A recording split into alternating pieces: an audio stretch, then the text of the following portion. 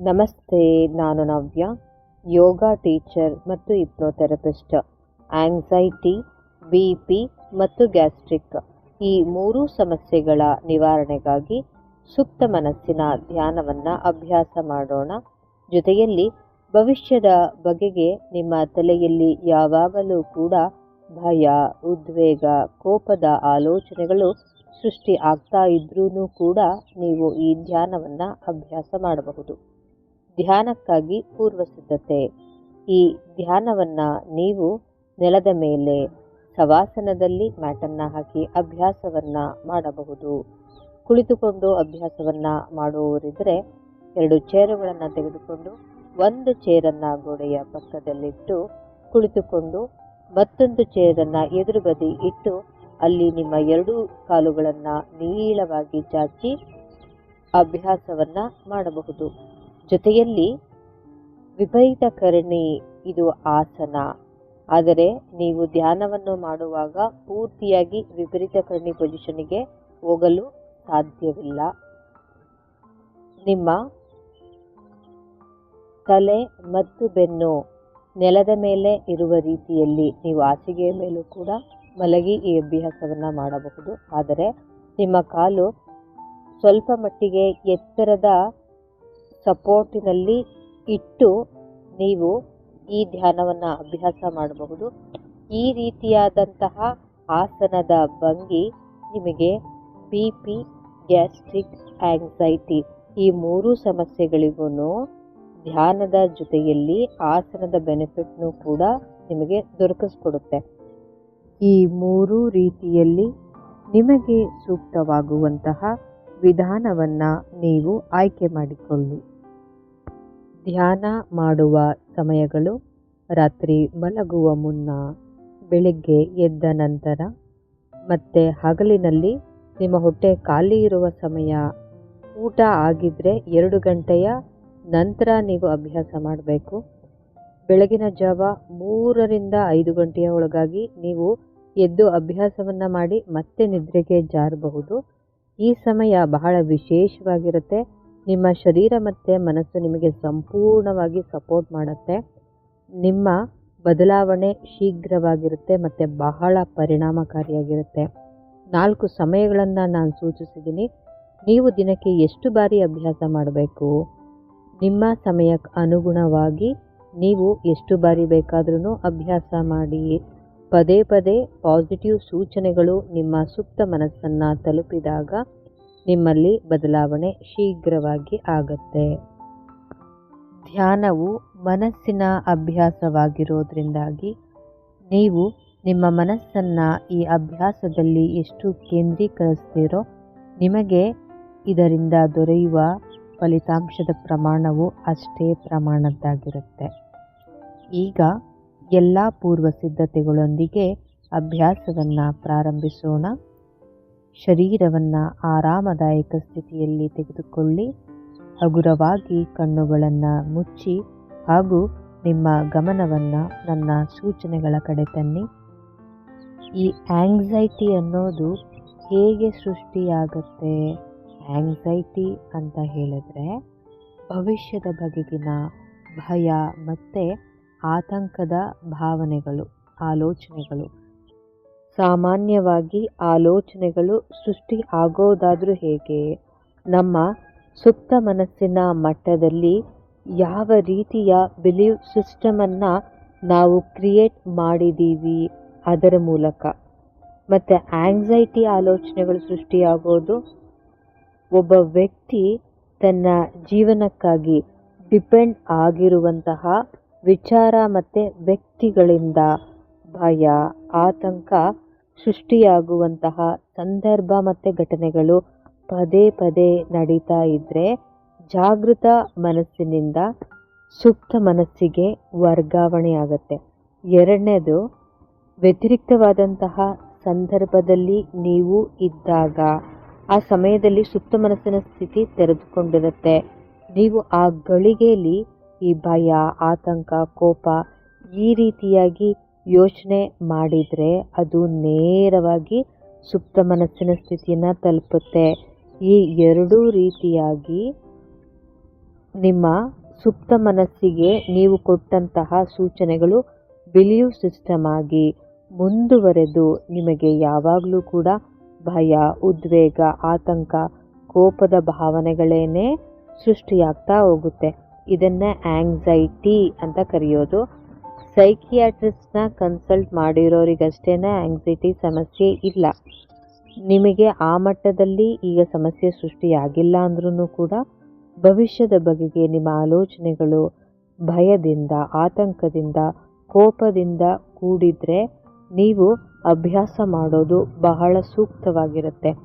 ಬೆಂಕಿ ಬಿದ್ದಾಗ ಬಾವಿ ತೋಡೋ ಕೆಲಸ ಬೇಡ.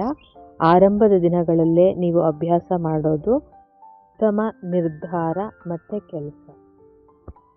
ಈ BP ಸಮಸ್ಯೆ ಹೇಗೆ ಸೃಷ್ಟಿಯಾಗುತ್ತೆ? ನಮ್ಮ ಶರೀರ ಅತ್ಯುತ್ತಮ ಸಾಧನ, ಸರಿಯಾಗಿ ಬಳಸ್ಕೊಂಡ್ರೆ ಮಾತ್ರ. ನಮಗೆ ಯಾವಾಗ ಭಯ, ಆತಂಕ ಆಗುತ್ತೋ ಆವಾಗ ನಮ್ಮ ರಕ್ಷಣೆಗಾಗಿ ಹೃದಯ ವೇಗವಾಗಿ ಬಡ್ಕೊಳ್ಳುತ್ತೆ. ಆದರೆ ನೀವು ಪದೇ ಪದೇ ಈ ಭಯ, ಆತಂಕದ ಭಾವನೆಗಳನ್ನು ಸೃಷ್ಟಿ ಮಾಡೋದ್ರ ಮೂಲಕ ಹೃದಯಕ್ಕೆ ಅದನ್ನು ಅಭ್ಯಾಸನೇ ಮಾಡಿಸ್ಬಿಟ್ಟಿದ್ದೀರ. ಮನಸ್ಸು ಮತ್ತು ಶರೀರ ಎರಡೂ ಕೂಡ ಅಷ್ಟೇ ನಿಮ್ಮ ಸೂಚನೆಗಳಿಗೆ ಅನುಗುಣವಾಗಿ ಅದು ಕೆಲಸ ಮಾಡುತ್ತೆ. ಪದೇ ಪದೇ ನೀವು ಯಾವ ರೀತಿಯಾದ ಸೂಚನೆಗಳನ್ನು ನೀಡಿರ್ತೀರ ಅದಕ್ಕೆ ತಕ್ಕ ಹಾಗೇ ಕಾರ್ಯವನ್ನು ನಿರ್ವಹಿಸ್ತಾ ಇರುತ್ತೆ. ಇಲ್ಲಿ ಖುಷಿ ವಿಚಾರ ಏನು ಅಂತ ಹೇಳಿದ್ರೆ, ಇವಾಗ ನೀವು ಕೆಟ್ಟದ್ದನ್ನು ಸೃಷ್ಟಿಸ್ಕೊಂಡಿದ್ದೀರಾ ಅಂತ ಹೇಳಿದ್ರೆ ಒಳ್ಳೆಯದನ್ನು ಕೂಡ ನೀವು ಸೃಷ್ಟಿ ಮಾಡ್ಕೊಳ್ಬಹುದು. ಮತ್ತು ಈ ಗ್ಯಾಸ್ಟ್ರಿಕ್ ಅಂದರೆ ಜೀರ್ಣಾಂಗ ಸಮಸ್ಯೆಗೆ ಕಾರಣ ಏನು? ಬಹುಮುಖ್ಯವಾಗಿ ಕೋಪ ಬರೋದು ಸಾಮಾನ್ಯವಾಗಿ ಯಾವಾಗ ಗೊತ್ತಾ? ನಮ್ಮ ಕೈಲಾಗದೇ ಇರುವಂತಹ ಪರಿಸ್ಥಿತಿನಲ್ಲಿ. ಮತ್ತು ಎಷ್ಟೋ ಸಮಯ ಇತರರ ತಪ್ಪಿಗೆ ನಾವು ಕೋಪದ ಮೂಲಕ ನಮಗೆ ನಾವು ಶಿಕ್ಷೆ ಕೊಟ್ಕೊಳ್ತಾ ಇರ್ತೀವಿ. ನಮ್ಮ ಶರೀರದಲ್ಲಿ ನಮ್ಮ ಭಾವನೆಗಳ ಮೂಲಕ ಗ್ಲ್ಯಾಂಡ್ಸ್ಗಳು ಹಾರ್ಮೋನ್ಗಳನ್ನು, ಡೈಜೆಸ್ಟಿವ್ ಜ್ಯೂಸ್ಗಳನ್ನು ರಿಲೀಸ್ ಮಾಡುತ್ತೆ. ನೀವು ಸೃಷ್ಟಿಸಿದಂತಹ ಆಲೋಚನೆಗಳ ಮೂಲಕ ಅನವಶ್ಯಕವಾಗಿ ರಿಲೀಸ್ ಆದ ಹೈಡ್ರೋಕ್ಲೋರಿಕ್ ಆ್ಯಸಿಡ್ ನಿಮ್ಮ ಜೀರ್ಣಾಂಗ ವ್ಯವಸ್ಥೆಯನ್ನು ಹಾಳು ಮಾಡುತ್ತೆ. ಇದರಿಂದ ನಮ್ಮಲ್ಲಿ ಗ್ಯಾಸ್ಟ್ರಿಕ್ ಸಮಸ್ಯೆ ಕ್ರಿಯೇಟ್ ಆಗುತ್ತೆ. ಈ ರೀತಿಯಾಗಿ ಈ ಮೂರು ಸಮಸ್ಯೆಗಳು ಕೂಡ ಒಂದಕ್ಕೊಂದು ಇಂಟರ್ ಕನೆಕ್ಟೆಡ್ ಆಗಿದೆ. BP ಮತ್ತು ಗ್ಯಾಸ್ಟ್ರಿಕ್ ಸಮಸ್ಯೆಗೆ ಬಹಳಷ್ಟು ಕಾರಣಗಳಿದೆ, ಆದರೆ ಈ ಆಂಗ್ಸೈಟಿ ಅನ್ನೋದು ಬಹಳ ಮುಖ್ಯವಾದ ಕಾರಣ. ಮತ್ತು ಸಾಕಷ್ಟು ಜನರ BP ಮತ್ತು ಗ್ಯಾಸ್ಟ್ರಿಕ್ಕಿಗೆ ಈ ಆಂಗ್ಸೈಟಿನೇ ಕಾರಣ. ಇಲ್ಲಿ ಅತಿ ಮುಖ್ಯವಾಗಿ ಬದಲಾಗಬೇಕಾಗಿರೋದು ನೀವು ವ್ಯಕ್ತಿಗಳ ಬಗ್ಗೆ, ಸಂದರ್ಭ, ಜೊತೆಯಲ್ಲಿ ನಿಮ್ಮ ಬಗೆಗೆ ಇರುವಂತಹ ಆಲೋಚನೆಗಳ ರೀತಿಯನ್ನು ಬದಲಾಯಿಸ್ಕೊಳ್ಬೇಕು. ಸಾಕಷ್ಟು ಎಕ್ಸ್ಪೀರಿಯನ್ಸ್ ನಿಮಗೂ ಆಗಿರುತ್ತೆ. ಬದಲಾವಣೆಗೆ ಸಾಕಷ್ಟು ಪ್ರಯತ್ನ ಕೂಡ ಮಾಡ್ತಿರ್ತೀರ. ಆದರೆ ರಿಸಲ್ಟ್ ತಗೊಳ್ಳೋಕ್ಕೆ ಬೇಕಾದಷ್ಟು ಎಫರ್ಟ್ ಹಾಕೋದ್ರಲ್ಲಿ ಸೋಲ್ತಾ ಇರ್ತೀರ. ಯಾಕೆ ಅಂತ ಹೇಳಿದ್ರೆ, ನೀವು ಪ್ರಯತ್ನ ಮಾಡ್ತಾ ಇರೋದು ಜಾಗೃತ ಅವಸ್ಥೆಯಲ್ಲಿ, ಸೃಷ್ಟಿಯಾಗ್ತಿರೋದೆಲ್ಲಿ ಸುಪ್ತ ಮನಸ್ಸಿನ ಅವಸ್ಥೆಯಲ್ಲಿ. ಅದರಿಂದಾಗಿ ಸುಪ್ತ ಮನಸ್ಸಿಗೇನೆ ನೇರವಾಗಿ ನಾವು ಸೂಚನೆಗಳನ್ನು ಮತ್ತು ಕಲ್ಪನೆಯನ್ನು ಕೊಡೋದ್ರ ಮೂಲಕ ಬದಲಾವಣೆಯನ್ನು ಸುಲಭ ಸಾಧ್ಯವಾಗಿಸ್ಕೊಳ್ಬಹುದು. ಯೋಗ, ಆಧ್ಯಾತ್ಮ, ಇಲ್ಲಿ ಎಲ್ಲನೂ ಕೂಡ ಖುಷಿಯನ್ನು ಬಿಟ್ಟು ಸನ್ಯಾಸಿಗಳ ಹಾಗೆ ಜೀವನ ಮಾಡೋದು ಅನ್ನೋದೇ ಸಾಕಷ್ಟು ಜನಗಳ ಕಲ್ಪನೆಯಾಗಿದೆ. ನಿಜವಾದ ಅರ್ಥದಲ್ಲಿ ಯೋಗ ಅಂತ ಹೇಳಿದ್ರೆ ನೀವು ನಿಮ್ಮನ್ನು ವ್ಯವಸ್ಥಿತವಾಗಿ ನಿರ್ವಹಣೆ ಮಾಡ್ಕೊಳ್ಳೋದಕ್ಕೆ ಇರುವಂತಹ ಅಭ್ಯಾಸಗಳು. ಒಂದು ವಸ್ತುವನ್ನು ನಾವು ಹೊಸದಾಗಿ ಪರ್ಚೇಸ್ ಮಾಡಿದ್ರೆ ಅದರಲ್ಲಿ ಅದರ ಬಗೆಗೆ ಸಂಪೂರ್ಣ ಇನ್ಫಾರ್ಮೇಷನ್ ಇರುವಂತಹ ಯೂಶರ್ ಮ್ಯಾನ್ಯುವಲ್ ಇರುತ್ತೆ. ಅದೇ ರೀತಿ ನಮ್ಮ ಸಂಪೂರ್ಣ ಇನ್ಫಾರ್ಮೇಷನ್ ಯೋಗದ ಅಭ್ಯಾಸಗಳ ಮೂಲಕ ಸಿಗುತ್ತೆ.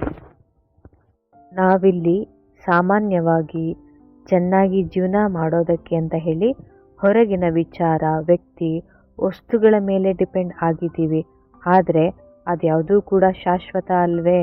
ಜೊತೆಗೆ ಒಂದೇ ರೀತಿನೂ ನಮ್ಮ ಜೊತೆ ಯಾವಾಗಲೂ ಇರಲ್ವೇ? ಇದರಿಂದಾನೇ ತಾನೇ ನಾವಿಲ್ಲಿ ಮಾನಸಿಕ ದೈಹಿಕ ಸಮಸ್ಯೆಗಳನ್ನು ಅನುಭವಿಸ್ತಾ ಇರೋದು. ಸುಲಭ ಸಾಧ್ಯ ವಿಚಾರ ಅಂತ ಹೇಳಿದ್ರೆ ಈ ಭೂಮಿ ಮೇಲೆ ನಿಮ್ಮನ್ನು ನೀವು ನಿರ್ವಹಣೆ ಮಾಡ್ಕೊಳ್ಳೋದು. ಅಂತಹ ವಿಚಾರಗಳಲ್ಲಿ ಈ ಸುಪ್ತ ಮನಸ್ಸಿನ ಧ್ಯಾನವೂ ಕೂಡ ಒಂದು. ಯಾವುದೇ ಅಭ್ಯಾಸಗಳು ನಿಮಗೆ ರಿಸಲ್ಟ್ ನೀಡಬೇಕು ಅಂದರೆ ನೀವು ಆ ಅಭ್ಯಾಸವನ್ನು ಪ್ರತಿನಿತ್ಯ ಮತ್ತು ನಿರ್ದಿಷ್ಟ ಸಮಯದವರೆಗೆ ಅಭ್ಯಾಸ ಮಾಡೋದಷ್ಟೇ. ಈ ಸುಪ್ತ ಮನಸ್ಸಿನ ಧ್ಯಾನವನ್ನು ಪ್ರತಿನಿತ್ಯವೂ ನೀವು ಅಭ್ಯಾಸ ಮಾಡುವಂತಹ ಸಮಯದಲ್ಲಿ ಈಗ ನಾನು ಏನು ಸೂಚನೆಗಳನ್ನು ನೀಡ್ತೇನೋ ಅಲ್ಲಿಂದ ನೀವು ಶುರು ಮಾಡಿದ್ರೆ ಸಾಕಾಗಿರುತ್ತೆ. ಗಮನವೀಗ ನನ್ನ ಸೂಚನೆಗಳ ಕಡೆ ಬರಲಿ. ನಾನು ಹೆಸರಿಸುವ ಅಂಗಾಂಗಗಳನ್ನು ಗಮನಿಸುವಾಗ ಆರೋಗ್ಯವಾಗಿದೆ, ಹಗುರವಾಗಿದೆ ಅನ್ನುವ ಭಾವನೆಗಳೊಂದಿಗೆ ಗಮನಿಸುತ್ತಾ ಹೋಗಿ. ಬಲಗಾಲಿನ ಹೆಬ್ಬೆರಳು, ಎರಡನೆಯ ಬೆರಳು, 3, 4, 5, ಪಾದ, ಹಿಮ್ಮಡಿ, ಮೊಣಕಾಲು, ಕಾಲಿನ ಕಂಬ ಮತ್ತು ಮೀನಿನ ಖಂಡ, ಸಂಪೂರ್ಣ ಮಂಡಿಯ ಭಾಗ, ಬಲ ತೊಡೆ, ಪುಷ್ಟ ಹಾಗೂ ಸೊಂಟದ ಭಾಗ, ಹೊಟ್ಟೆಯ ಬಲಭಾಗ, ಎದೆಯ ಬಲಭಾಗ,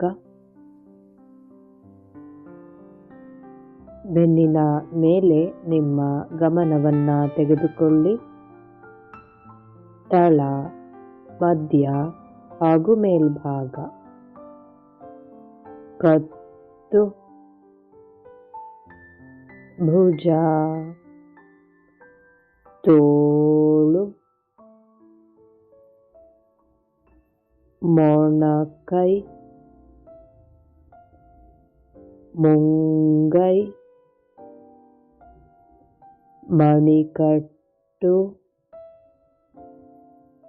ಹಸ್ತ, ಹಸ್ತದ ಹಿಂಬದಿ, ಹೆಬ್ಬೆರಳು, ಎರಡನೆಯ ಬೆರಳು, 3, 4 ಹಾಗೂ 5ನೆಯ ಬೆರಳು.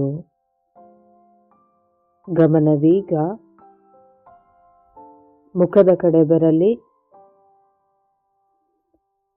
ಗಲ್ಲ, ಬಾಯಿ,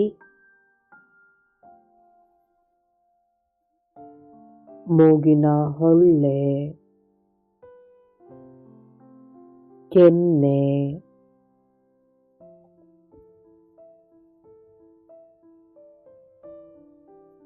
ಕಿವಿ, ಕಣ್ಣು, ಕಣ್ಣಿನ ಹುಬ್ಬು, ಹಣೆ, ತಲೆಯ ಮೇಲ್ಭಾಗ ಮತ್ತೆ ತಲೆಯ ಹಿಂಭಾಗ. ಈಗ ನಿಮ್ಮ ಗಮನವನ್ನು ಎಡ ಶರೀರದ ಕಡೆ ತನ್ನಿ. ಗಮನಿಸುವಾಗ ಸಂಪೂರ್ಣ ಮನಸ್ಸು ಅಭ್ಯಾಸದ ಮೇಲೆಯೇ ಇರಲಿ. ಎಡಗಾಲಿನ ಹೆಬ್ಬೆರಳು, ಎರಡನೆಯ ಬೆರಳು, 3, 4, 5, ಪಾದ, ಹಿಮ್ಮಡಿ, ಮೊಣಕಾಲು, ಕಾಲಿನ ಕಂಬ ಮತ್ತು ಮೀನಿನ ಕಂಡ, ಮಂಡಿಯ ಭಾಗ, ಎಡ ತೊಡೆ,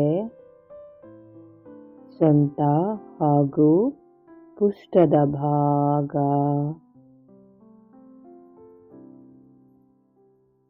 ಹೊಟ್ಟೆಯ ಎಡಭಾಗ,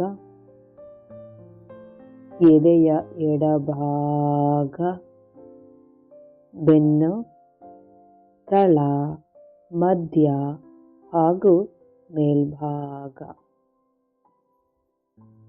ಕತ್ತು ಜೊತೆಯಲ್ಲಿ ಕುತ್ತಿಗೆಯ ಭಾಗವನ್ನು ಗಮನಿಸಿ,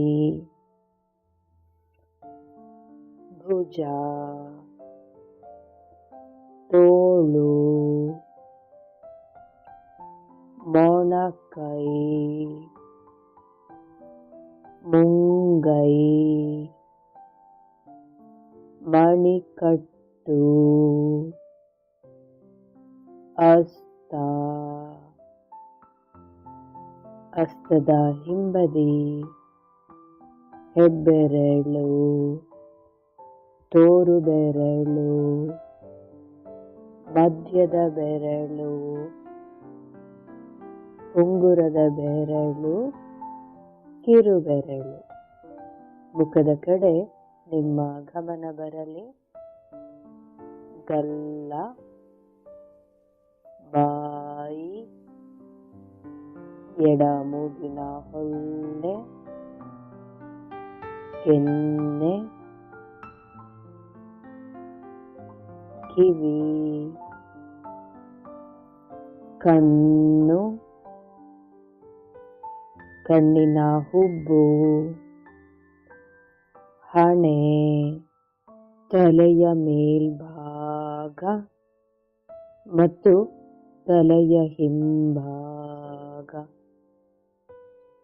ನೋಡಿ, ನಿಮ್ಮ ಸಂಪೂರ್ಣ ಶರೀರ ಜೊತೆಯಲ್ಲಿ ಮನಸ್ಸು ಕೂಡ ವಿಶ್ರಾಂತಿಗೊಂಡಿದೆ. ನಿಮ್ಮ ಸಂತೋಷಕ್ಕಾಗಿ, ಆರಾಮದಾಯಕ ಸ್ಥಿತಿಗಾಗಿ ನೀವು ಯಾವಾಗಲೂ ಕೂಡ ಹೊರಗಿನ ವ್ಯಕ್ತಿ, ವಿಚಾರ, ವಸ್ತುಗಳ ಮೇಲೇನೆ ಡಿಪೆಂಡ್ ಆಗಬೇಕಾಗಿಲ್ಲ. ಆ ಗಮನವನ್ನ, ಶ್ರಮವನ್ನ ಮನಸ್ಸಿನ ಕಡೆ ನೀಡಿದರೂ ಸಾಕು. ಈಗ ಇದು ನಿಮಗೆ ನಿದರ್ಶನ ಅಂತಾನೆ ಹೇಳಬಹುದು. ನೀವು ಗಮನಿಸುವುದರ ಮೂಲಕ ನಿಮ್ಮ ಶರೀರ ಮತ್ತು ಮನಸ್ಸು ಆರಾಮದಾಯಕ ಸ್ಥಿತಿಗೆ ಎಷ್ಟು ಸುಲಭವಾಗಿ ಬಂದಿದೆ ಅಲ್ವಾ? ಈಗ ಶರೀರ ಮನಸ್ಸನ್ನ ಮತ್ತಷ್ಟು ಹಗುರಗೊಳಿಸಲು, ಜೊತೆಯಲ್ಲಿ ಸುಪ್ತ ಮನಸ್ಸಿನ ಸ್ಥಿತಿಯನ್ನ ತಲುಪಲು ಕಲ್ಪನೆಯ ಲೋಕಕ್ಕೆ ತೆರಳೋಣ. 3, 2, 1.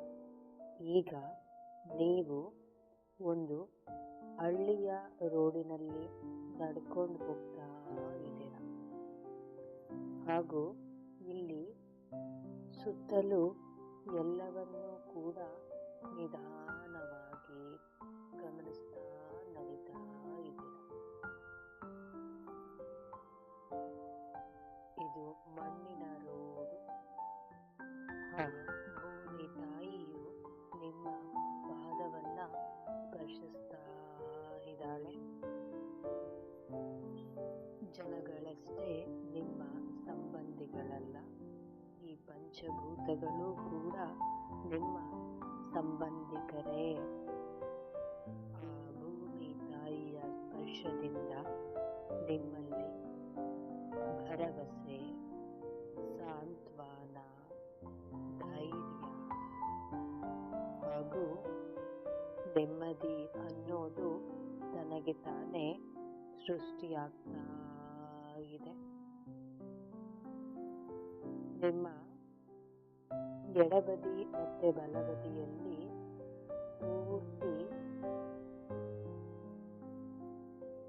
ಗದ್ದೆ ತೋಟಗಳಿದೆ. ಅಲ್ಲಿ ಭತ್ತದ ಬೆಳೆಯನ್ನ ಹಾಕಿದ್ದಾರೆ. ಗಮನಿಸಿ ಹಾಗೇನೆ.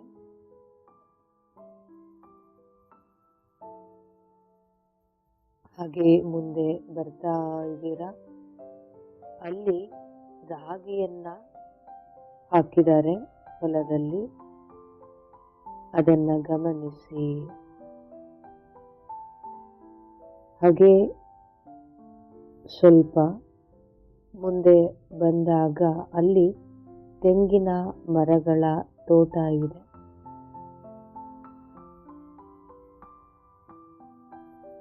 ನಿಧಾನವಾಗಿ ಗಮನಿಸಿ. ಅಲ್ಲಿ ಕೋತಿಗಳ ಹಿಂಡು ಎಳನೀರನ್ನ ಕಿತ್ತು ಕುಡಿತಾ ಇರೋದನ್ನ, ನಾವು ವಸ್ತುಗಳನ್ನ ಬಳಕೆ ಮಾಡ್ತೀವಿ ಎಳನೀರು ಕುಚ್ಚೋದಕ್ಕೆ. ಆದರೆ ಇಲ್ಲಿ ಕೋತಿಗಳು ಬರಿಗೈನಲ್ಲೇ ಕರೆದು ಕುಡಿತಾ ಇದೆಯಲ್ಲ. ಸಂಪೂರ್ಣವಾಗಿ ಅಲ್ಲಿನ ವಾತಾವರಣವನ್ನೆಲ್ಲ ಗಮನಿಸ್ತಾ ಮುಂದೆ ಸಾಗಿ.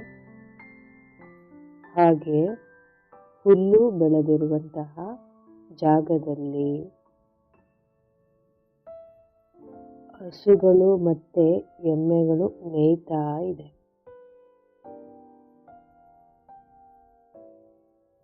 ಹಸು ಮಲಗಿದೆ. ಅದರ ಪಕ್ಕದಲ್ಲಿ ಕೊಕ್ಕರೆಗಳು ಕೂಡ ಇದ್ದಾವೆ.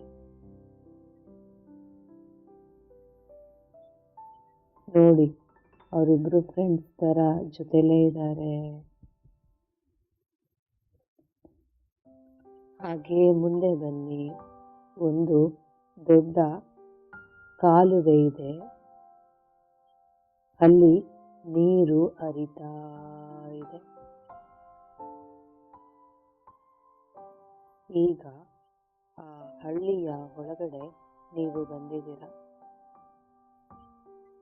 ಮನೆಗಳನ್ನ ನೋಡ್ತಾ ಇದ್ದೀರಾ.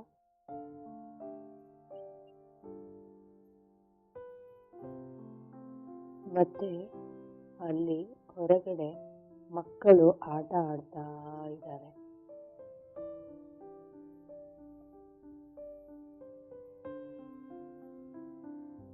ಇದೆಲ್ಲವನ್ನ ಗಮನಿಸುತ್ತಾ ಈಗ ಮನೆಗಳು ಮುಕ್ತಾಯ ಆಗಿದೆ. ಈ ಊರಲ್ಲಿ ತೋಟದ ಮಧ್ಯ ಒಂದು ದೇವಸ್ಥಾನ ಇದೆ. ಅದು ನಿಮ್ಮ ಸುಪ್ತ ಮನಸ್ಸಿನ ಲೋಕ. ಮತ್ತೆ ನಿಮ್ಮ ಜೀವನದಲ್ಲಿ ನಿಮಗೆ ಬೇಕಾದದ್ದನ್ನ ನೀವು ಸೃಷ್ಟಿ ಮಾಡಿಕೊಳ್ಳಲು ಅವಕಾಶ ಇರುವಂತಹ ಸ್ಥಳ. ಈ ಊರಿನಲ್ಲಿ ಮನೆಗಳು ಮುಗಿದ ನಂತರ ನೀವು 20 ಮೆಟ್ಟಿಲನ್ನ ಇಳಿದು ಆ ಸ್ಥಳವನ್ನ ತಲುಪಬಹುದು. ಈಗ ನಿಮ್ಮ ಕಣ್ಣ ಮುಂದೆ ಇರುವಂತಹ 20 ಮೆಟ್ಟಿಲನ್ನ ಇಳಿಯುವಾಗ ನಾನು ಹೇಳುವ ಸಂಖ್ಯೆಗಳು ಆ ಮೆಟ್ಟಿಲ ಮೇಲೆ ಬರೆದಿದೆ. ಗಮನಿಸುತ್ತಾ ನೀವು ಮೆಟ್ಟಿಲನ್ನ ಇಳಿಯಬೇಕು. 20,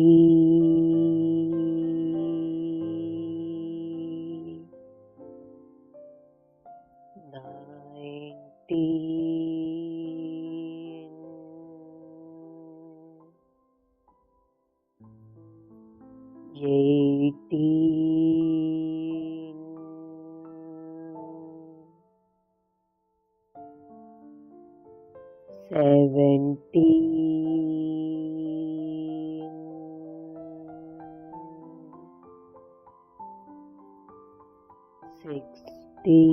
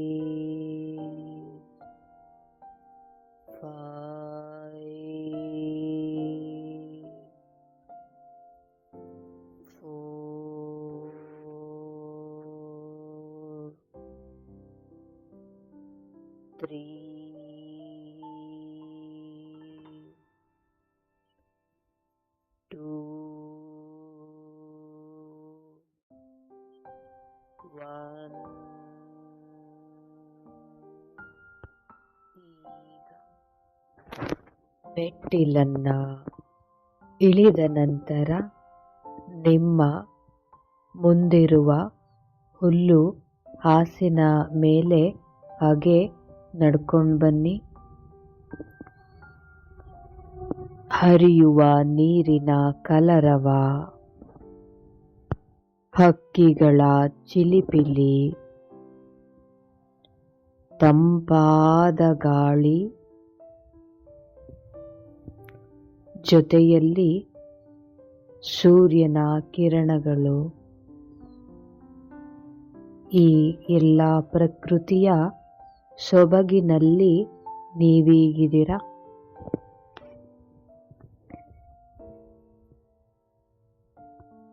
ಈಗ ನೀವು ಅಲ್ಲಿ ಕಾಣ್ತಾ ಇರುವಂತಹ ಗುಡಿಯ ಒಳಗಡೆ ಹೋಗಬೇಕು. ದೇವಸ್ಥಾನ, ಪುಟ್ಟ ದೇವಸ್ಥಾನ. ಈಗ ಆ ದೇವಸ್ಥಾನದ ಬಾಗಿಲನ್ನು ನೀವು ತೆರೆಯಲು ಪ್ರಯತ್ನ ಮಾಡಿದಾಗ ತನಗೆ ತಾನೇ ತೆರೆದುಕೊಳ್ಳುತ್ತೆ. ಹಾಗೂ ನೀವು ಒಳಗಡೆ ಪ್ರವೇಶಿಸಿದಾಗ ನಿಮ್ಮ ಕಣ್ಣ ಮುಂದೆ ನೀವು ಪ್ರೀತಿಸುವ, ಆರಾಧಿಸುವ, ನಂಬಿರುವ ದೇವರ ವಿಗ್ರಹವಿದೆ. ಈಗ ಅಲ್ಲೇ ಬಟ್ಟಲಲ್ಲಿ ಹೂಗಳಿದೆ. ತೆಗೆದು ಭಗವಂತನ ಪಾದದಲ್ಲಿಡಿ ಹಾಗೂ ನಿಮ್ಮ ಹಣೆಯನ್ನ ಭಗವಂತನ ಪಾದದಲ್ಲಿ ಇಟ್ಟು ಹಾಗೆಯೇ ಕಣ್ಮುಚ್ಚಿ ಕೆಲವು ಕ್ಷಣ ಮಲಗಿಕೊಳ್ಳಿ.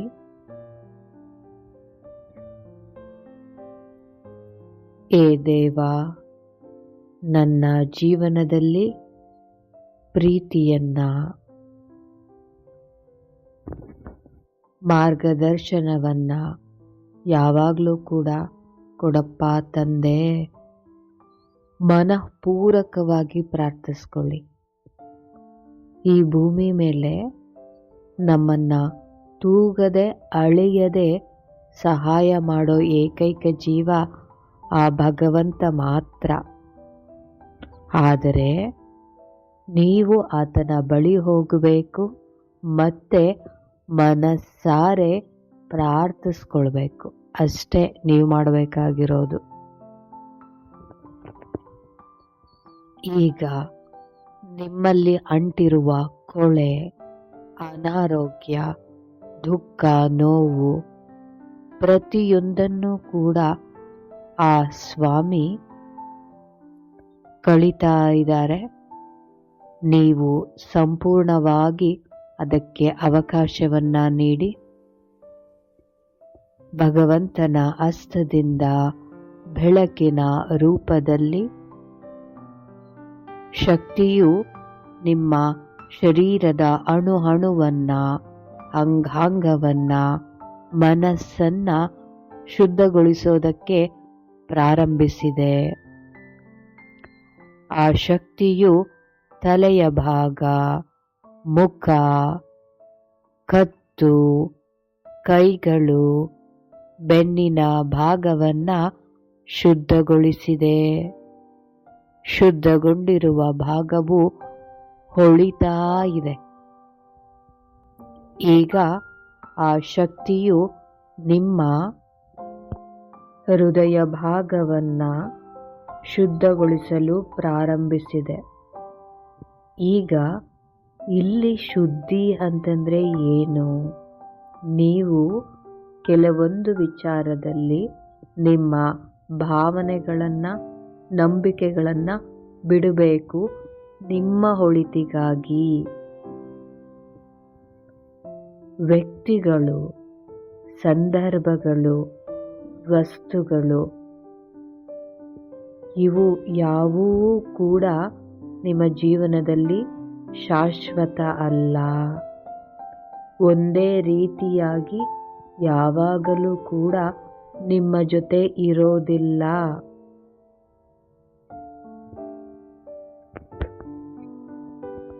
ಹೊರಗಿನ ವಿಚಾರಗಳೇಕೆ? ನಾವೇನೇ ಶಾಶ್ವತ ಅಲ್ಲ.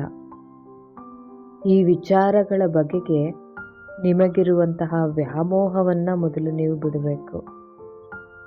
4 ದಿನದ ಬಾಳು, ಚೆನ್ನಾಗಿ ಇರೋದ್ರ ಕಡೆ ಗಮನ ಕೊಡಿ. ನೀವು ಅಂದುಕೊಂಡಿದ್ದೀರಾ ಅಷ್ಟೇನೆ, ಇವುಗಳಿಂದ ಇವರಿಂದಾನೇ ನಾನು ಚೆನ್ನಾಗಿರೋದು ಅಂತ. ಆದರೆ ಇವು ಯಾವುವೂ ನಿಮ್ಮ ಜೊತೆ ಒಂದೇ ರೀತಿಯಾಗಿ ಇಲ್ಲದೆ ಇರೋದ್ರಿಂದ ತಾನೇ ನೀವು ದೈಹಿಕ, ಮಾನಸಿಕ ಸಮಸ್ಯೆಗಳನ್ನು ಎದುರಿಸ್ತಾ ಇರೋದು. ಮಿತ್ರರೇ, ಇಲ್ಲಿ ಎಷ್ಟೋ ಜನ ಅವರ ಬದುಕು ಅನ್ನೋದಕ್ಕೆ ಮೊದಲ ಪ್ರಾಧಾನ್ಯತೆಯನ್ನು ನೀಡಿದ್ದಾರೆ. ಅವರು ಬದುಕೋದ್ರ ಕಡೆ ಅಷ್ಟೇ ಗಮನ ಕೊಡ್ತಿದ್ದಾರೆ. ನಿಮಗೆ ಸಹಾಯ ಮಾಡೋದಕ್ಕೆ ಯಾರು ಇಲ್ಲಿ ಕಾದು ಕುಳಿತಿಲ್ಲ.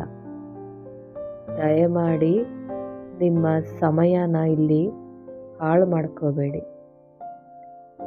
ನಿಮಗೆ ಸಹಾಯ ಮಾಡೋದಕ್ಕೆ ಅಂತ ವ್ಯಕ್ತಿಗಳಿದ್ದಾರೆ, ಸಂದರ್ಭಗಳು ಕೂಡ ಇದ್ದಾವೆ.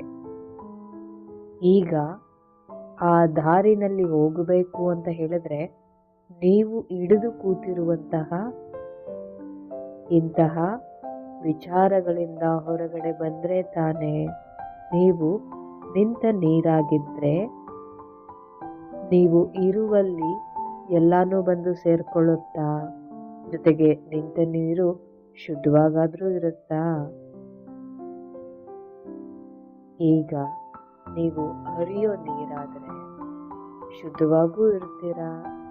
ನೀವು ಹರಿಯೋ ಹಾದಿನಲ್ಲಿ ನಿಮ್ಮನ್ನ ಸೇರಬೇಕಾದಂತಹ ವಿಚಾರಗಳು, ವ್ಯಕ್ತಿಗಳೆಲ್ಲ ಬಂದು ಸೇರ್ಕೊಳ್ತವೆ ಅಲ್ವಾ? ಅದರಿಂದಾಗಿ ನೀವು ಈಗ ಯಾವ ವಿಚಾರಗಳಿಗೆ ಅಂಟ್ಕೊಂಡಿದ್ದೀರಾ ಮತ್ತೆ ಅದರಿಂದ ನಿಮ್ಮ ಒಳಗಡೆ ಭಯ, ಆತಂಕಗಳು ಸೃಷ್ಟಿ ಆಗ್ತಾ ಇದೆಯೋ ಅಂತಹ ವ್ಯಕ್ತಿಗಳನ್ನ, ಸಂದರ್ಭಗಳನ್ನ, ವಿಚಾರಗಳು, ಜೊತೆಯಲ್ಲಿ ವಸ್ತುಗಳನ್ನ ನೀವು ಸಂಪೂರ್ಣವಾಗಿ ಆ ಭಗವಂತನ ಶಕ್ತಿಯ ಮೂಲಕ ನಿಮ್ಮ ಶರೀರ ಮನಸ್ಸನ್ನ ಬಿಟ್ಟು ಭೂತಾಯಿಯ ಗರ್ಭವನ್ನ ಸೇರಲು ಅವಕಾಶವನ್ನ ನೀಡಿ. ಕಪ್ಪು ರೂಪದಲ್ಲಿ ಹಾಗೂ ವ್ಯಕ್ತಿಗಳಾಗಿದ್ದರೆ ಅವರ ಚಿತ್ರಣ ನಿಮ್ಮ ಎದೆಯ ಭಾಗದಿಂದ ಭೂಮಿಯನ್ನ ಸೇರ್ತಾ ಇದೆ. ಕೆಲವು ಕ್ಷಣ ನಾನು ಸೂಚನೆಗಳನ್ನು ನೀಡುವುದಿಲ್ಲ, ಸಂಪೂರ್ಣವಾಗಿ ಅವುಗಳನ್ನೆಲ್ಲ ನಿಮ್ಮಿಂದ ಹೊರಗಡೆ ಹಾಕಿ.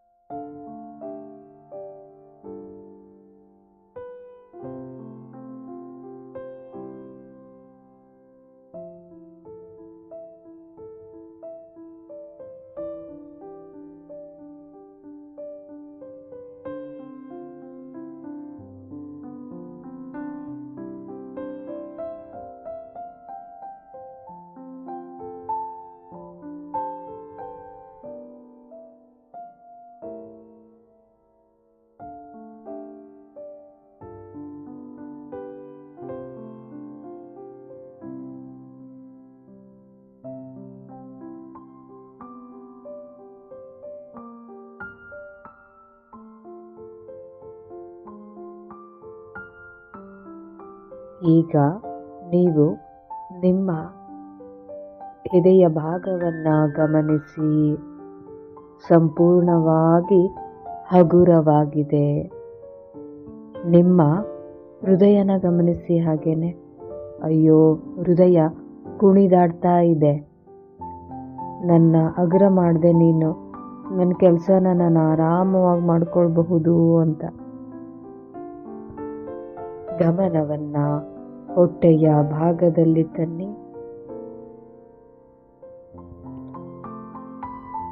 ಕೋಪ ಅನ್ನೋದು ಯಾವ ರೀತಿಯಿಂದಲೂ ಕೂಡ ನಮಗೆ ಒಳ್ಳೆಯದಲ್ಲ. ನಿಮಗೆ ಗೊತ್ತಾ, ನಾವು ವೀಕ್ ಪರ್ಸನ್ ಆಗಿದ್ರೆ, ನಮ್ಮ ಮನಸ್ಸಿನ ಶಕ್ತಿ ಕಡಿಮೆ ಇದ್ರಷ್ಟೇನೆ ನಮಗೆ ಕೋಪ ಬರುತ್ತೆ. ಎಷ್ಟೋ ಬಾರಿ ಯಾರದೋ ತಪ್ಪಿಗೆ ಕೋಪದ ರೂಪದಲ್ಲಿ ನಮಗೆ ನಾವು ಶಿಕ್ಷೆ ಕೊಟ್ಕೊಳ್ತಾ ಇರ್ತೀವಿ.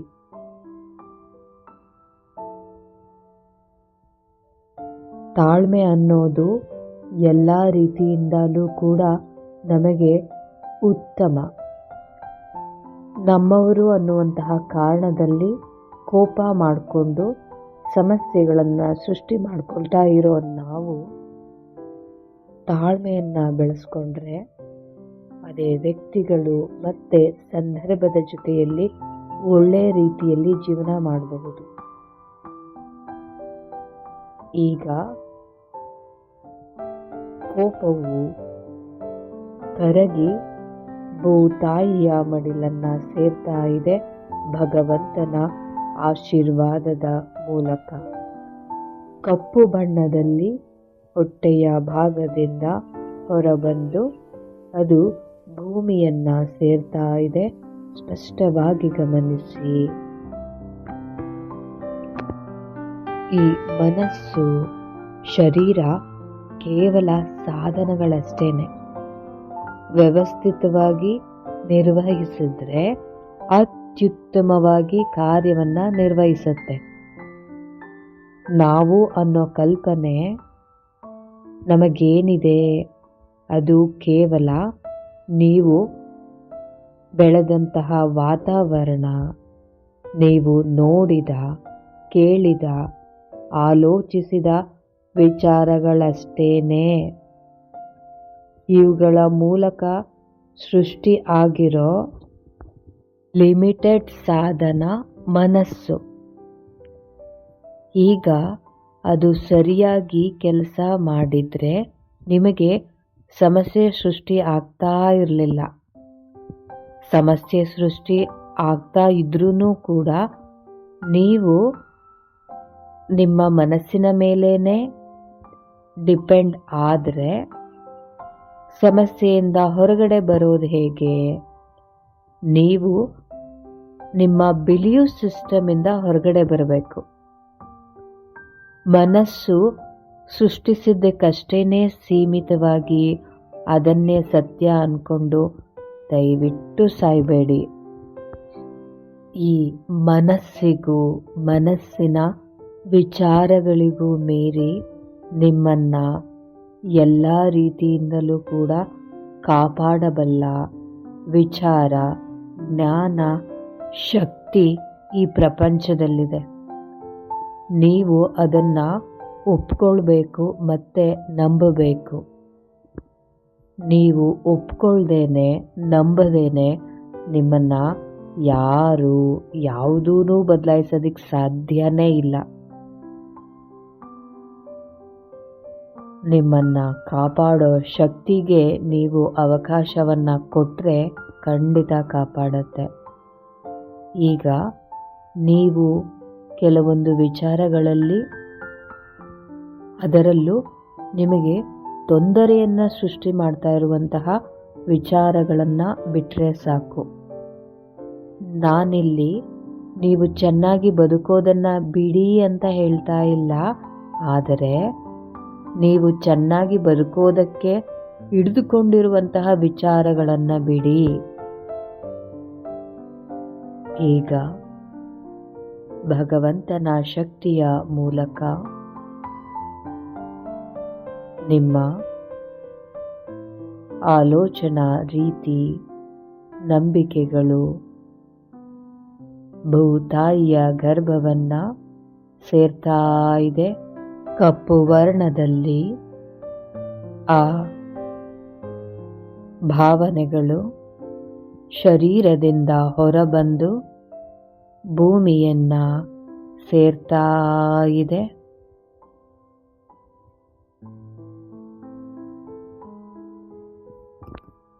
ಈಗ ಅದೇ ಬೆಳಕು ನಿಮ್ಮ ಕಾಲುಗಳನ್ನು ಕೂಡ ಸ್ವಚ್ಛಗೊಳಿಸಿದೆ. ಸಂಪೂರ್ಣವಾಗಿ ನಿಮ್ಮ ಶರೀರದ ಜೊತೆಯಲ್ಲಿ ಮನಸ್ಸು ಕೂಡ ಶುದ್ಧಿಯಾಗಿದೆ. ನಿಮ್ಮ ಶರೀರ ಹೊಳಿತಾ ಇದೆ. ಈಗ ಅಲ್ಲಿ ಎದ್ದು ಕುಳಿತುಕೊಳ್ಳಿ. ಮತ್ತೆ ನೀವು ಮುಂದುವರೆದು ನಿಮ್ಮ ಬದುಕನ್ನ ಕಾಪಾಡಿಕೊಳ್ಳುವಂತಹ ವಿಚಾರಗಳು, ವಸ್ತುಗಳು, ವ್ಯಕ್ತಿಗಳ ಜೊತೆಗಿನ ಜೀವನವನ್ನ ಈಗ ನಿಮಗೆ ಬೇಕಾದ ರೀತಿಯಲ್ಲಿ ಸ್ಪಷ್ಟವಾಗಿ ಕಲ್ಪಿಸಿಕೊಳ್ಳಿ. ಶರೀರದ ಸಪೋರ್ಟ್ ಇಲ್ಲದೇನೆ ಒಳ್ಳೆಯ ಆಲೋಚನೆಗಳು ಮನಸ್ಸಿನಲ್ಲಿ ಸೃಷ್ಟಿಯಾಗೋದು ಅಸಾಧ್ಯ. ಅದರಿಂದಾಗಿ ಸರಿಯಾದ ಆಹಾರವನ್ನ ನೀವು ಸೇವನೆ ಮಾಡ್ತಾ ಇದ್ದೀರಾ. ಇಡೀ ದಿನವನ್ನ ನೀವು ತಾಳ್ಮೆಯಿಂದ, ಜಾಣ್ಮೆಯಿಂದ, ವ್ಯವಸ್ಥಿತವಾಗಿ, ವ್ಯವಧಾನವಾಗಿ ನಿರ್ವಹಿಸಿದ್ರೆ, ಅಂದರೆ ಪ್ರತಿಯೊಂದು ಕೆಲಸನೂ ಕೂಡ ಇದೇ ರೀತಿಯಾಗಿ ನೀವು ಮಾಡಿದಾಗ ನಿಮ್ಮ ಮನಸ್ಸು ಮತ್ತು ಶರೀರ ಉತ್ತಮವಾಗಿ ಕಾರ್ಯನಿರ್ವಹಿಸುತ್ತೆ. ಈಗ ನಾವು ನಿಧಾನವಾಗಿ ನಡೆದ್ರೆ ಉಸಿರಾಟ ನಿಧಾನವಾಗುತ್ತೆ, ಮನಸ್ಸು ಕೂಡ ನಿಧಾನವಾಗುತ್ತೆ. ಅದರಿಂದಾಗಿ ಇಡೀ ದಿನವನ್ನ ನೀವು ವ್ಯವಸ್ಥಿತವಾಗಿ ನಿರ್ವಹಣೆ ಮಾಡ್ತಾ ಇದ್ದೀರಾ. ಬದುಕು ಅಂದರೆ ಕೇವಲ ಜವಾಬ್ದಾರಿ ಅಷ್ಟೇನಾ?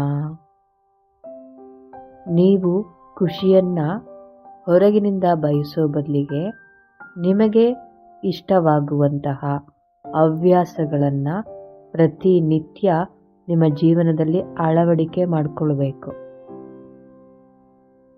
ಅದರ ಮೂಲಕ ನೀವು ಯಾವಾಗ್ಲೂ ಸಂತೋಷವಾಗಿ ಇರಬಹುದು. ನಮ್ಮವರು, ನನ್ನದು ಅನ್ನುವಂತಹ ಹುಚ್ಚಾಟವನ್ನ ನೀವೀಗ ಬಿಟ್ಟಿರೋದ್ರಿಂದಾಗಿ ಅದೇ ವ್ಯಕ್ತಿಗಳು ಮತ್ತೆ ಸಂದರ್ಭಗಳ ಜೊತೆಯಲ್ಲಿ ತಾಳ್ಮೆಯಿಂದ, ಜಾಣ್ಮೆಯಿಂದ, ಧೈರ್ಯವಾಗಿ ವ್ಯವಹಾರನ ಮಾಡ್ತಾ ಇದ್ದೀರ. ಇದರ ಮೂಲಕ ನೀವು ಒಳ್ಳೆಯ ವಾತಾವರಣದಲ್ಲಿ ಮತ್ತೆ ಸಂದರ್ಭಗಳಲ್ಲಿದ್ದೀರಾ. ಜೊತೆಗೆ ನಿಮ್ಮ ಮನಸ್ಸನ್ನು ಮೀರಿ ನಿಮ್ಮನ್ನ ಕಾಪಾಡಬಲ್ಲ ವಿಚಾರಧಾರೆ ಮತ್ತೆ ಅಭ್ಯಾಸಗಳ ಜೊತೆಯಲ್ಲಿ ನೀವು ಇರೋದ್ರಿಂದ ನಿಮ್ಮ ಜೀವನ ಅತ್ಯುತ್ತಮವಾಗಿದೆ. ಈಗ ನಾನು ಹೇಳಿದಂತಹ ಆಹಾರ, ದಿನಚರಿ, ವ್ಯವಹರಿಸುವ ರೀತಿ, ಅಭ್ಯಾಸಗಳು ಜೊತೆಯಲ್ಲಿ ನೀವು ಬಯಸ್ತಾ ಇರುವಂತಹ ಜೀವನವನ್ನ ಕೆಲವು ಕ್ಷಣ ಸ್ಪಷ್ಟವಾಗಿ ಕಲ್ಪಿಸ್ಕೊಳ್ತಾ ಹೋಗಿ. ಈಗ ಯಾವುದೇ ಸೂಚನೆಗಳಿರೋದಿಲ್ಲ.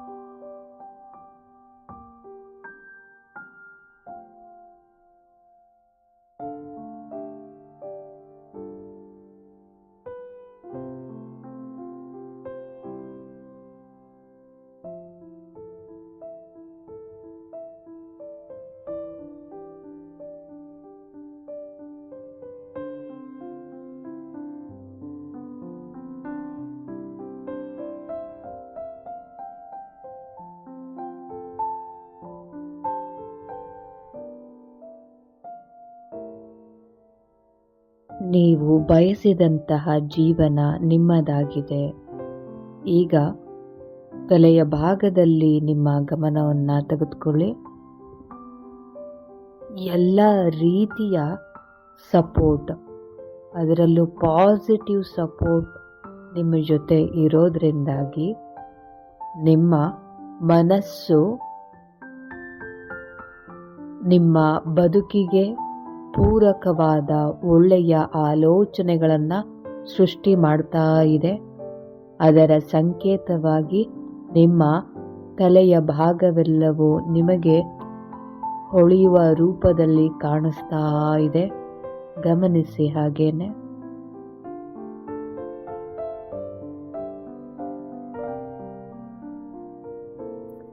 ಗಮನವನ್ನ ಹೃದಯದ ಕಡೆ ತನ್ನಿ. ಈಗ ನಿಮ್ಮ ಹೃದಯ ಶಕ್ತಿಶಾಲಿಯಾಗಿದೆ. ಹೃದಯದ ಅಣುವನ್ನು ಗಮನಿಸಿ. ಆ ಸೂರ್ಯನಷ್ಟೇ ಪ್ರಕಾರವಾಗಿ ಹೊಳಿತಾ ಇದೆ. ಹೃದಯದ ಭಾಗವು ಆರೋಗ್ಯವಾಗಿದೆ, ಆರೋಗ್ಯವಾಗಿದೆ, ಆರೋಗ್ಯವಾಗಿದೆ. ಗಮನವೀಗ ಹೊಟ್ಟೆಯ ಭಾಗದಲ್ಲಿ ಬರಲಿ. ಪೂರ್ತಿ ಜೀರ್ಣಾಂಗ ವ್ಯವಸ್ಥೆಯ ಅಂಗಾಂಗಗಳು ಅಣುವು ಹೊಂಬಣ್ಣದಲ್ಲಿ ಮಿರಿಮಿರಿ ಮಿಂಚ್ತಾ ಇದೆ. ಶಕ್ತಿಶಾಲಿ ಜೀರ್ಣಾಂಗ ವ್ಯವಸ್ಥೆ ನಿಮ್ಮದಾಗಿದೆ. ಅದ್ಭುತವಾಗಿ ಕಾರ್ಯನಿರ್ವಹಿಸ್ತಾ ಇದೆ. ಈ ಜೀರ್ಣಾಂಗ ವ್ಯವಸ್ಥೆ ಪೂರ್ತಿ ಶರೀರದ ವ್ಯವಸ್ಥೆಯನ್ನ ನೋಡಿಕೊಳ್ಳುತ್ತೆ. ಈಗ ಇಡೀ ಶರೀರದ ವ್ಯವಸ್ಥೆಯು ಅತ್ಯುತ್ತಮವಾಗಿ ಕಾರ್ಯನಿರ್ವಹಿಸ್ತಾ ಇದೆ. ನಿಮ್ಮ ಶರೀರ ಶಕ್ತಿಯುತವಾಗಿದೆ, ಆರೋಗ್ಯವಾಗಿದೆ. ಮನಸ್ಸು ಸದೃಢವಾದ ಆಲೋಚನೆಗಳನ್ನು ಸೃಷ್ಟಿ ಮಾಡ್ತಾ ಇದೆ. ನಿಮ್ಮ ಕುಟುಂಬ ಹಾಗೂ ಸಮಾಜದಲ್ಲಿ ನೀವು ಒಳ್ಳೆಯ ಸಂಬಂಧಗಳನ್ನು ಹೊಂದಿದ್ದೀರಾ. ಹಣಕಾಸು ಜೊತೆಯಲ್ಲಿ ಈ ಆಧ್ಯಾತ್ಮಿಕ ವಿಚಾರದಲ್ಲೂ ಕೂಡ ಏಳಿಗೆಯನ್ನು, ಉನ್ನತಿಯನ್ನು ಸಾಧಿಸ್ತಾ ಇದ್ದೀರಾ. ಈಗ ನಿಮ್ಮ ಬದುಕು ಎಲ್ಲ ರೀತಿಯಿಂದಲೂ ಕೂಡ ಚೆನ್ನಾಗಿದೆ. ಈಗ ನೀವು ಎಚ್ಚರಿಕೆಯ ಸ್ಥಿತಿಗೆ ಬರಬೇಕು. ಎಚ್ಚರಿಕೆಯ ಸ್ಥಿತಿ ಜಾಗೃತ ಅವಸ್ಥೆ. ಹಾಗೆ ಗಮನವನ್ನ ನಿಮ್ಮ ಶರೀರದ ಕಡೆ ತೆಗೆದುಕೊಳ್ಳಿ. ಮನಸ್ಸನ್ನು ಕೂಡ ಗಮನಿಸಿ. ನಿಮ್ಮ ಸುತ್ತಲಿನ ವಾತಾವರಣದ ಕಡೆ ಒಮ್ಮೆ ನಿಮ್ಮ ಗಮನವನ್ನ ತೆಗೆದುಕೊಳ್ಳಿ. ಕಾಲ್ಬೆರಳುಗಳನ್ನ ನಿಧಾನವಾಗಿ ಹಲುಗಾಡಿಸಿ, ಕೈ ಬೆರಳುಗಳನ್ನ ಹಲುಗಾಡಿಸಿ, ತಲೆಯನ್ನ ಎಡದಿಂದ ಬಲಕ್ಕೆ ಹಾಗೇನೆ ಹೊರಳಿಸಿ. ಈಗ ನಿಧಾನವಾಗಿ ಕುಳಿತುಕೊಳ್ಳಿ.